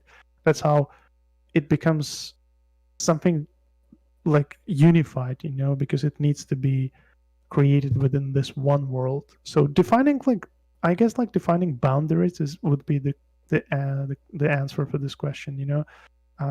If you're working with the professional clients, they give you the boundaries. They tell you, okay, we're doing a world on this planet, or we're developing this city in this time period of time, and that is like a boundary for your project. With the personal ones, again, you pretty much do the same, but you will set those boundaries instead of a client setting them up for you. Once you have the boundaries, everything you do will have the same will be basically based on the same world. Yeah. One question from Dimitri. He says, Yeah. "Hi, Jama. Could you please do you have any good tutorials for Adobe Medium, and are you going to share your approach?" I'm not sure. Like, I'm not sure if the question is if you use Adobe Medium. I do. Well, all these sculptures are done in Adobe Medium. Okay. That's what Dmitry is asking about. I don't have any tutorials that I've done myself because I've been just playing with this constantly, like maybe starting this year. There are a lot of tutorials out there, though, if you just go on YouTube. But I'll share my workflow at some point for sure. It's nothing different. It's pretty much similar to what other guys do. Maybe I have like a couple of things I do differently, but most of the time, even if you see me, unfortunately I don't have my Oculus connected right now. I would show it right now, but obviously we're also running out of time.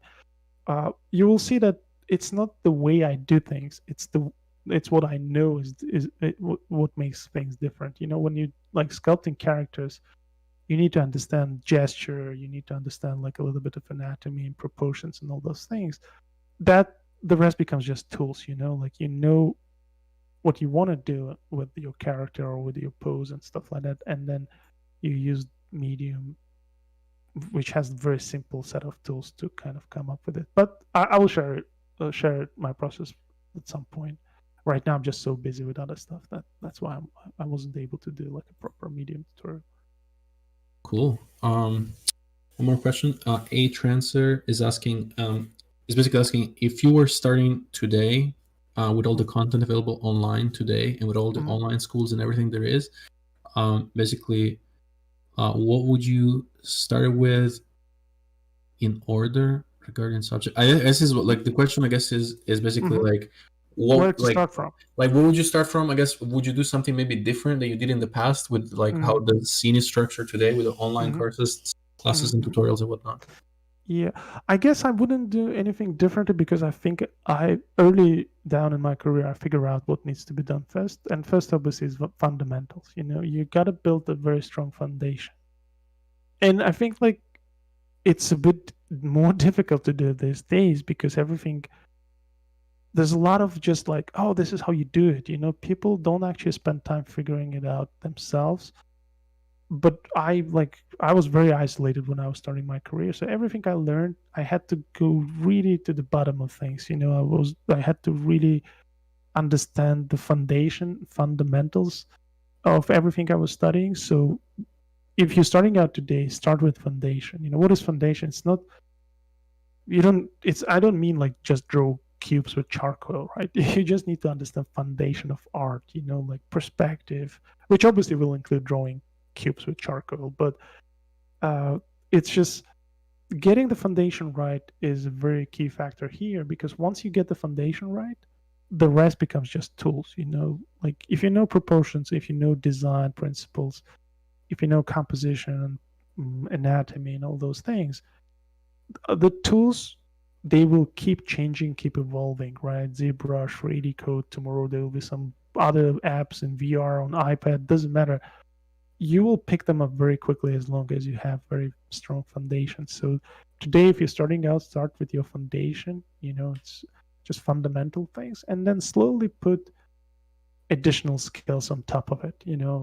Like if you want to get into 3D modeling, obviously having a strong design sense is very important before you even open 3D. Otherwise you can learn tools, but then you will.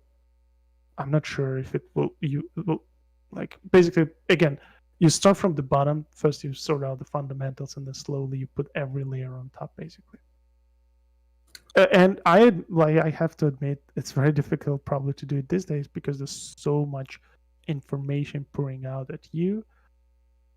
But again, I guess like it's everyone's personal journey. Like you get all the information that's being fed to you, and then you filter it down and you try to figure out what's important for you at a very specific stage of your career. So I like this question. We have this all the time too. It's what is a typical day for you? Can you talk about your daily schedule? Basically, a day in the life of Jama. Yeah, a day in the life of Jama. Well, you saw my daily studies, so I try to do them. Usually, I do them in the morning, like when I'm just very fresh. So, and I don't drink coffee, so I don't have those times where I wake up very destroyed. Like I don't know, like I'm not a coffee man for some reason. So I wake up, and before I start my professional work, I just open like Photoshop. I start drawing like little things. Oh, I open 3D. Like most of the stuff that I showed you in Quick Shape, it's something that took me quite a while to figure out. Like I would do something and then I will take notes. Like, oh, I would love to have something like this. I would love to do this, that, and this, and then that really helps me to kind of over the time to create bigger things, because every day I'm spending on something. Then obviously I do my professional work. Usually, obviously it's 8 hours a day, and then oh my god, and then I work again because like I do my personal projects. But obviously, I would say I'm not a role model when it comes to organizing my day. Like I'm terrible. I'm like a big procrastinator. I'm terrible with my time management, and a lot of things I do, I'm so slow, right? Like I literally like often complain to my wife, like I'm telling Mom, why am I so slow? But she always encourages me, saying, because you're doing great things. And I was like, yes, exactly. And then I go back and I grind again, right? So don't worry if you're too slow. That's what I'm trying to say. Like if you feel like you're very slow, it's just the way it is. You eventually get faster, but what is important is just that journey you're going through. So at some point I just realized I don't have a ability to organize my day and to be super efficient, which was really kind of bothering me. And I just let it go. I was like, oh, screw it up. I don't want to be very organized. I will do my best and see how it goes. And I felt relieved. I felt like much better, because in the end I wasn't like blaming myself for playing some games or not working on something. I was just, well, let it take 10 years instead of 5. Doesn't matter. Like as long as you enjoy your process, this is what matters. That's why whatever I do, I have like, I guess like, if I would give you a little bit of advice, I would say do short-term projects. Like I would never commit to projects that will have like a year deadline, right? I will, even if it's going to take a year, I will break it down into smaller steps. That's what will help me to stay focused. Because if it's a very long, like far away deadline, it's easy to kind of procrastinate and also to lose kind of motivation as you go. That's why like short-term projects is a very good remedy for that. And then you don't kill yourself over like being super strict with your schedule. As long as you're enjoying the process, it should be fine. So that's the way I do it, and probably this is not the role model. As I mentioned, I'm pretty sure there are people who are very organized and way more successful. But at least what I stopped having, and this is something I touched up on, I stopped being stressed. Like when you kind of feel you need to do this and that, and it just kills you. Like physically, mentally, it drains you, and this is not the place you want to be. Yeah, I love the answer because I think that everyone should find whatever works for themselves and not try to copy Exactly. another person just because they like that person. Exactly. It's always like, yeah. I totally No. agree with you. It's your personal journey. It doesn't matter how many examples you see around you. You need to understand you are special. And I'm not saying this is not like just me trying to make a motivational speech here, but every person is unique. Like you gotta find your own way of doing things. Sometimes it's very close to what other people have done before you, but most of the time it's your personal journey. Like you might be very slow, but eventually if you keep doing things, you speed up and you become fast. But again, try to just enjoy this journey. That's what makes this profession very interesting. It's very fun to do. Yeah, totally agree. NMD is asking if Blender makes 3D code obsolete in your workflow. No. They're just very different. Like I still do a lot of painting, texture paint in 3D code, and 3D code is also fantastic for like very organic cuts. So certain things I definitely do in 3D code, but obviously Blender, again, it's such a universal application. Like you can like do very quick, like low poly modeling, then you can do sculpting, then you can do real-time rendering. So I guess like what Blender introduced to my workflow is that now finally I can use less software. Like back in the days, you had to know everything, and it becomes very difficult to tackle. Like you have to export, import stuff. It's not perfect, but it's sufficient enough, sufficient for me for what I do. That's why I still think 3D Code is a fantastic software, and I'm actually like using it not as much as I used to do, but quite a lot. So it still has a lot of potential. It's just a fantastic software as well. Joar is asking, are you going to shoot your own film one day? I think I can. Potentially, I will. Maybe, I don't know. Like for me, the biggest problem with shooting a film is not I just don't have any ideas. I think like film is a big commitment, and if I would want to do that, I would love to do it with a solid idea behind it. So it's not just like a bunch of visual effects put together. Not just a very great design work put together. I would love to have a strong idea behind a film, but I don't have any strong ideas yet. So I'm still like, I do have few things that I have in my mind, but nothing is set yet. So if at some point I feel like that would be a great story to tell, then I would probably get myself involved in that. Until then, probably not. From Jaitin Gupta, hi Jama, thanks for your time. How do you tackle with art blocks and mental blocks when you cannot focus and create what you really want to? Yeah, that's a great one, isn't it? I would say I don't know how I tackle them. I would say I do have those moments, but maybe what I do have them when I'm physically kind of tire myself. Like sometimes I work too much. I just like sit in front of a computer and my brain goes like, dude, like get some rest, right?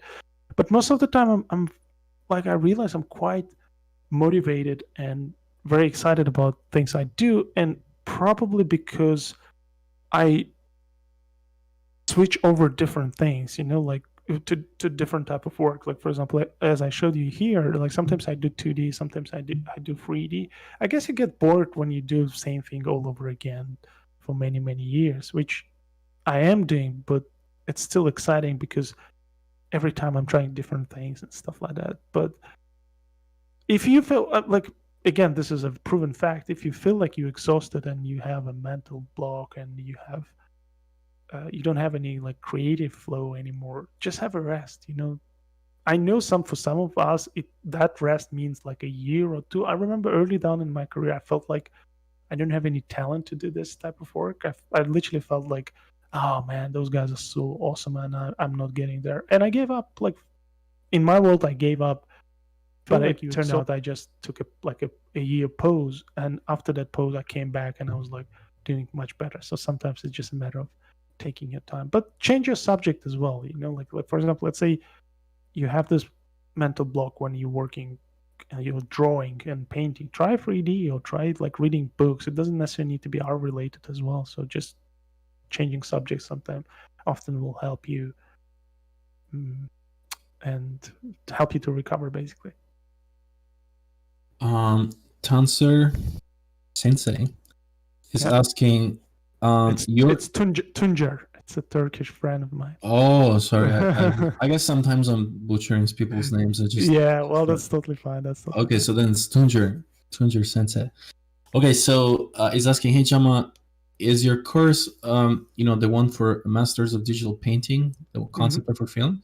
Is it more for people that already know Blender and want to transition into doing concept art for movies, or people that know concept art already and want to learn Blender?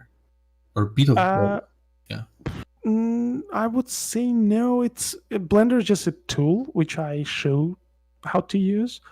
I think it's basically more for people who want to get into movie industry. And I offer the course in 3 different levels. Like beginner level, if you never worked in the industry, for example, most of the time is either students or people who are just like not just starting out. Because I don't teach how to paint like in Photoshop in my course from scratch. Like you gotta have some certain skills, because we can spend more time on concentrating on storytelling, on like composition, like cinematic composition, and all that stuff. And Blender is just a tool. If you don't know Blender coming into my course, I show I teach how to use it. But the levels are basically. The levels are different from each other by basically coming from your experience. Like the more experienced you are, we can skip all the basic stuff, and this is where the professional tier is. And also I physically spend more time as tier goes up. So for example, with professional tier, I spend more physical time working on the assignments and stuff like that. Yeah, Tuncer, feel free to ask me about the course afterwards if you didn't get what you're asking. What you were asking for. So also Tanger, sorry, I'm trying to not to butcher your name too much, is asking, do you sculpt nowadays in VR and then import into Blender for shader, or just straight up in Blender? No, I sculpt most of the time in VR. It's either Medium or Gravity Sketch, and then I import them into Blender to apply shaders, just to make them look like they're clay models, basically. But I do some, like, I'm still not that good, but I kind of improved quite a lot in terms of just sculpting in Blender. It's getting better and better, definitely. It's just really exciting times. They have a great team behind it, so hopefully at one point I will be able just to do everything in Blender. That would be awesome as well. But again, like, VR sculpting has its own advantages. You can get very nice gestures and stuff like that. So again, the bottom line is these are just tools, and I tackle those tools coming from just purely from what I need. Like, if I need something very quick and gestural, I know VR handles it better, I will do it there, and then I will swap to Blender. If I need, for example, something more detailed, I will just go to ZBrush and do it there. So as long as you kind of like know what you want, those tools, each one of those tools, they offer something like a faster solution, and you can swap tools whenever you need them. One question from Diligent Farmer. What are some other features you'd like to see in Blender? It's I don't know. Like, what I have right now, it's enough for me. I guess, like, something that I tried and I mentioned, VR support would be fantastic. I mean, they already have VR, but not right now. You can just view stuff in VR. like if you go here, and maybe I don't have the latest build, but somewhere here you can. I don't have VR connected, so basically when you connect VR headset, you can look at your scene in VR. But then I would love like proper functionality to build in.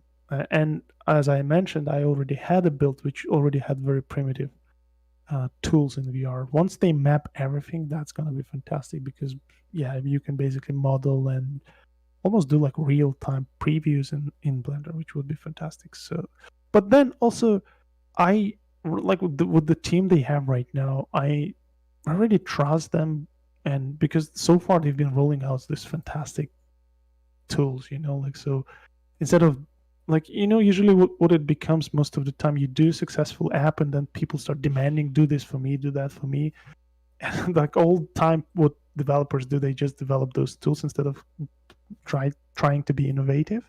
So I just like I would love them to develop their own kind of vision and then see how it goes. It's also very nice. So VR would be the only one probably I would be looking forward to have in maybe next year or end of this year. And maybe you tell me, John, maybe we take like 3-4 more, or Yeah. again, it's totally up to you. Sounds good? Yeah, we can do it for 4 more. Yeah. Okay. All right. So I guess one more from Tensor. He has a lot of good questions, I guess. He's asking, is it a good idea to have a single type of style if you're trying to get in the industry, like meaning you're like either fully realistic, not have any stylized work, or for instance, having stylized work is basically like would having both confuse directors and studios? Interesting question, isn't it?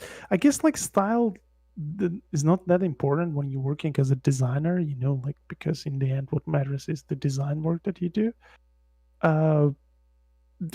Could style let's just take like a very simple examples here. Like let's say you are very graphic, right? Like your style is very graphic, and on a movie that they are hiring for, they need a realistic style, then obviously you probably would be a good candidate. But maybe there will be a movie where they will need exactly in your style. So I always put it this way, like having a style is important, it's great, and it puts a value on you as an artist. It's both financially, like let's say you can make X amount of money, and both like your value as an artist, right? Let's put it as X, right? And then on top of that, you are a good designer, right? Then it becomes like another X. So could you have both?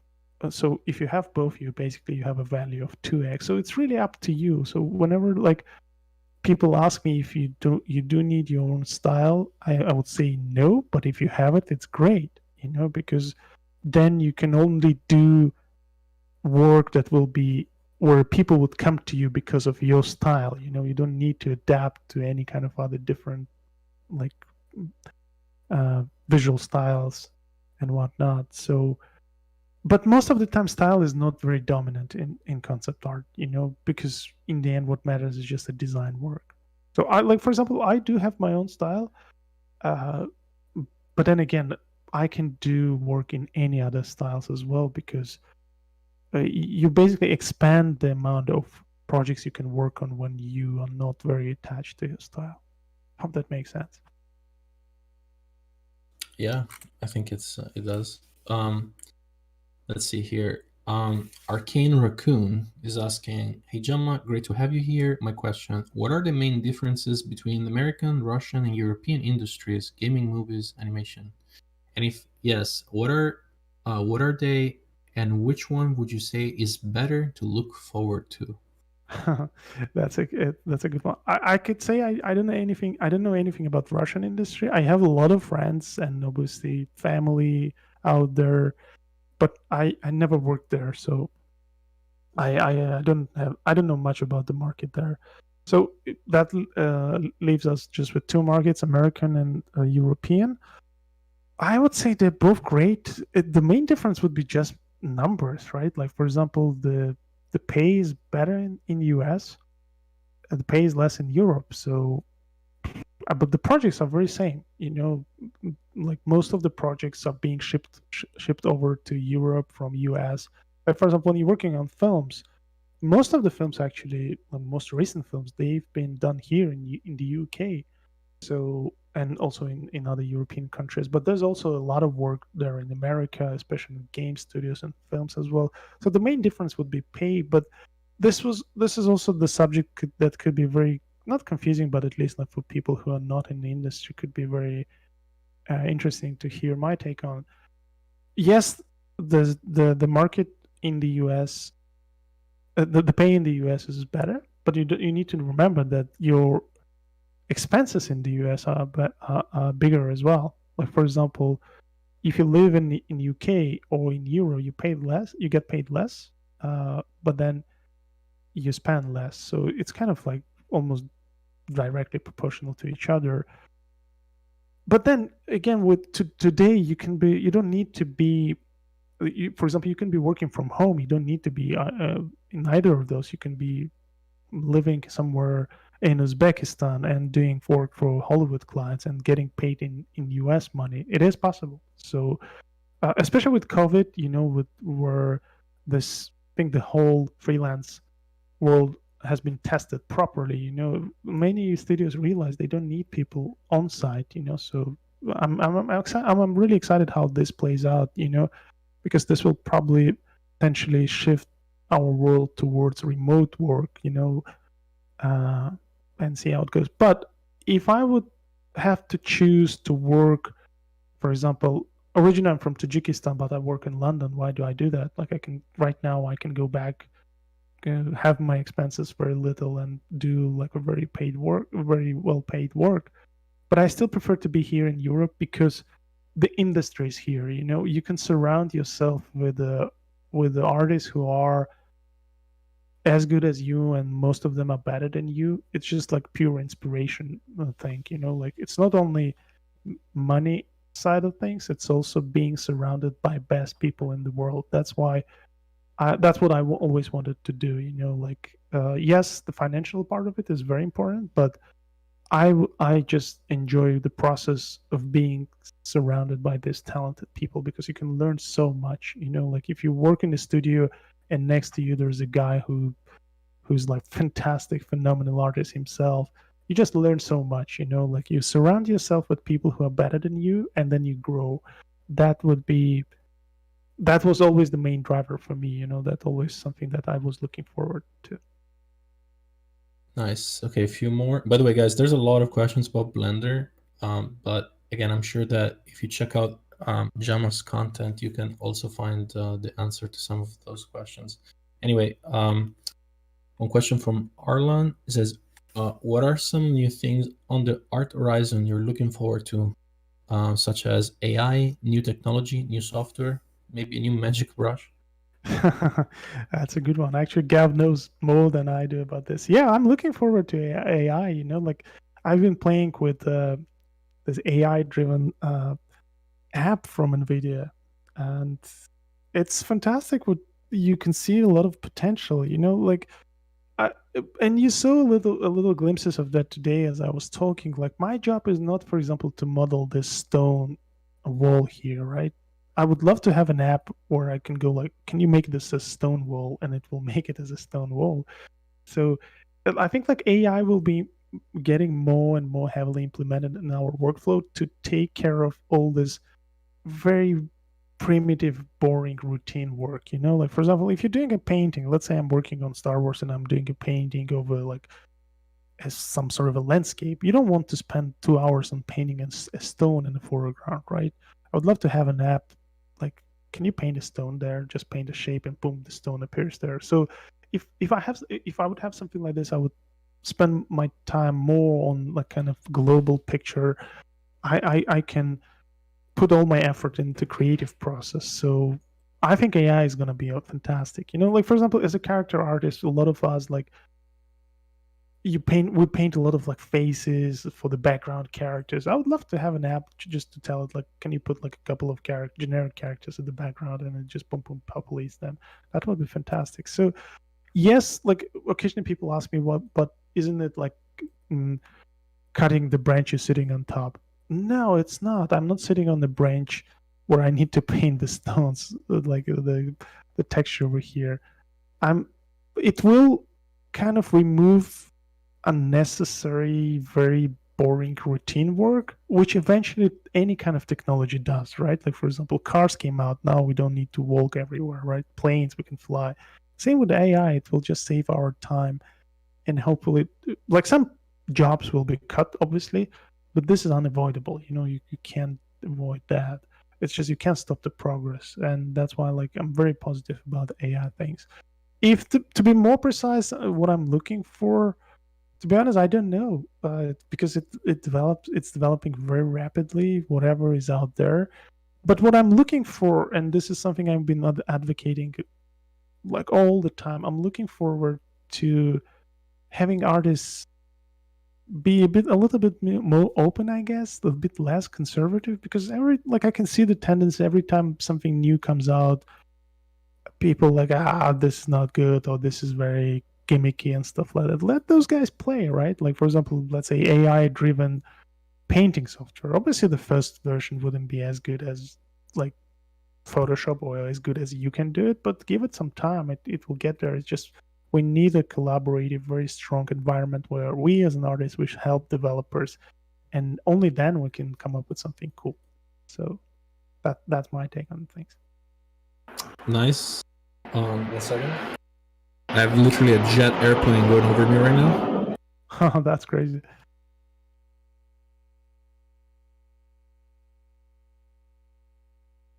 Is it gone? Yeah, I'm sorry, it's super loud. Okay, so I guess maybe we can take one more. And again, I feel bad for skipping some questions. Yeah, go ahead. No, go ahead. No, go ahead. I don't know if this was the Arlan I know. I know one Arlan, and he asked me the question about what I'm looking forward. I'm actually looking forward to another Central Asian plov we had the other day, so not to the next technology. But maybe it's a different Arlan, I don't know. So.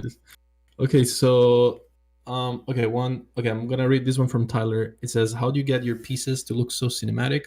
Are you constantly looking at film stills, looking at their color grading, value sliding, and so on? And do you do composition studies from films or other sources?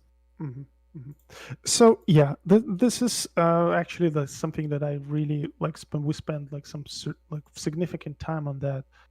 I will just like quickly explain here. Like, first, let me open just any kind of environment kind of image here. Like, for example, this one, right? So like when I was starting out my career, I always felt like color grading is what makes films look like film. Like when you look at like Gladiator or Aliens or Terminator, you go, oh man, this color grading is fantastic. That's what makes films look like film.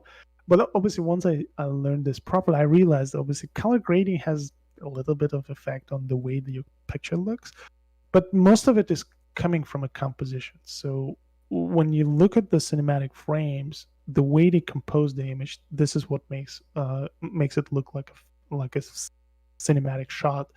And in order to achieve that, obviously you need to understand cameras, you need to understand lensing, and you need to understand light. You basically don't have that many variables. So it's one of them is like your camera, where you place your camera, and another one is your light, right? Like, for example, over here you can see like the way I put my camera and the way I kind of created my light is what contributes to the sensation of looking at the cinematic frames. So definitely looking at the film frames helps you, but obviously you need to go deeper than that, because you not only want to learn how to just copy certain film frames, you need to learn how to decompose them into like a very specific decision makings that those guys did when they were filming it. So for example, if you're looking at a frame, like you need to understand, why did we place our camera specifically here? Like, for example, this frame, I specifically positioned my camera over here because I wanted to be kind of walking with these guys, right? So this is where like you need to learn about position of your camera. Is it like eye level? Is it like low angle? Is it high angle? So all those things, like you definitely can learn it just by looking at film frames. But if I was you, I would just dig deeper. There's a lot of books about it, like on composition in general. And again, it doesn't necessarily need to be film composition. You can pick up like any kind of master work, like from a painters from like 18th century, you can see they apply a lot of similar rules. And then because they are so universal composition rules, once you learn how to kind of see those in your in movie frames, you will be able to replicate those in your own frames as well. So yeah. Awesome. Again, there's a lot of questions, guys. Sorry I skipped some of them. I'm trying to sort of pick a good variety.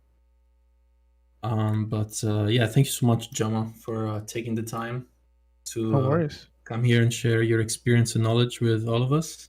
Yeah. And thank you so much for answering so many questions. Usually, it's usually the case where we could keep probably asking you questions Yeah. for No, I'm for another happy to do. 4 hours. So I'm happy to do this, and this is something we talked about it very briefly. It's very exciting these days that you can actually get in touch with just professionals working in it. Back in this, it was very difficult. It wasn't Yeah. like I could pick up a phone and ask like Ryan Church, like, "Hey Ryan, like, how do you do this?" Right? Yeah, Like, it absolutely. was like really difficult. So, but then again, there's always up and downs. Back in the days, we didn't have much like opportunity to ask people. That's why we had to learn by hard way. These days you can ask anything. That's why I feel like people often just scratch the surface instead of going really deep and trying to understand it. So my advice would be like ask as many people as you want, but also spend your own time doing your homework, Yeah. because it is very important. And again, like today I showed you like a lot of work that I never posted anywhere, but I spent so much time on doing it. That's why it is important to put in physical hours, and it shouldn't be driven by just your desire to expose yourself or to share with other people, which is a fantastic tool again, but it's all about balance. Some things they just need pure grind, ugly sketches, a lot of time, a lot of failures, a lot of time you hating yourself because you're not accomplishing something, but multiply that by constant effort, you will get somewhere, and it's so rewarding because next time you post it, like in a year, after a year of studying and doing all the hard work, you will see the reaction, and people go like, "Wow, this is looking great." Yeah, and we also, I mean, as usual, usually when we're towards the end, we basically hook up the guests. So if you want to share like where people can follow you, your Gumroads, basically all the good Yeah. stuff. Yeah, sure. But this is my art station, and basically on my art station, if you want to learn about something, I do have a lot of tutorials. If you want to like find out more precisely what you want, how you do certain things, like for example, you can click on this, how to create cinematic lighting using textures. There's a link to my Gumroad. You can just find it there. So right now I'm like basically all of my stuff is on the ArtStation because I can automatically update it. Like updating my own website, it just takes so much time and effort. So this is the main place, and here you can learn from me. You can find like my tutorials and stuff like that. Yeah. And maybe another time in the future, I'm sure that a lot of people here would kill to have another live stream in the future where you're maybe painting something or doing something. Yeah, absolutely. absolutely. I was definitely looking forward to sharing more stuff Awesome. with the guys. And again, like I would thank you for organizing this stream and also creating this environment for artists to be communicating with each other. It reminds me of old good forum times, when Yeah, that's why I created it. yeah, Thanks, man. it's really nice, when you can ask people around, and just like being in community gives you a lot of motivation. So thank you Yeah, very no, much. I totally agree. Absolutely. Well, so thank you so much again, Jama. Yeah. So again, this will be posted on the YouTube just for people that have missed the live stream. Mm-hmm. And again, thank you again so much. It was an amazing talk and great answers.